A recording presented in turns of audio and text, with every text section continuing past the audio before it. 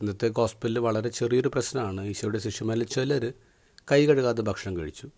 ഫരിസേയർ നിയമജ്ഞർ അതിനെക്കുറിച്ച് ഈശോയോട് ചോദിച്ചു. അപ്പോൾ ഈശോ വിവാദമായൊരു പ്രസ്താവന പറയാണ്. നിങ്ങളുടെ അധരത്തിൽ മാത്രമേ ദൈവമുള്ളൂ, നിങ്ങളുടെ ഹൃദയം ദൈവത്തിന് വളരെയേറെ ദൂരത്താണ്. നിങ്ങൾ ദൈവത്തിൻ്റെ പ്രമാണങ്ങളൊക്കെ മറന്നു.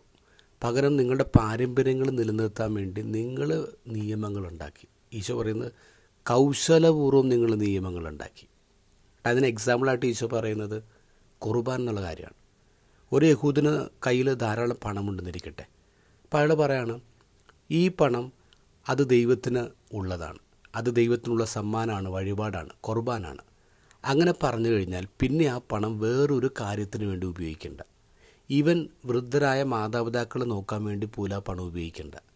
നിങ്ങളുടെ കയ്യിൽ പണമുണ്ട്, പക്ഷേ ബേസിക്കായിട്ടുള്ള കാര്യങ്ങൾ ചെയ്യാൻ പോലും നിങ്ങളത് ഉപയോഗിക്കുന്നില്ല. അത് കൗശലപൂർവ്വം നിങ്ങൾ ഉണ്ടാക്കിയതാണ്. എന്തിനാണ്? നിങ്ങളുടെ റെസ്പോൺസിബിലിറ്റിയിൽ നിന്ന് ഒളിച്ചോടാൻ.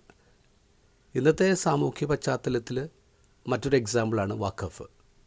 നിരപരാധികം എന്നേക്കുമായി അള്ളാഹുവിന് സമർപ്പിക്കപ്പെട്ട ആസ്തി, അതാണ് വഖഫിൻ്റെ അർത്ഥം.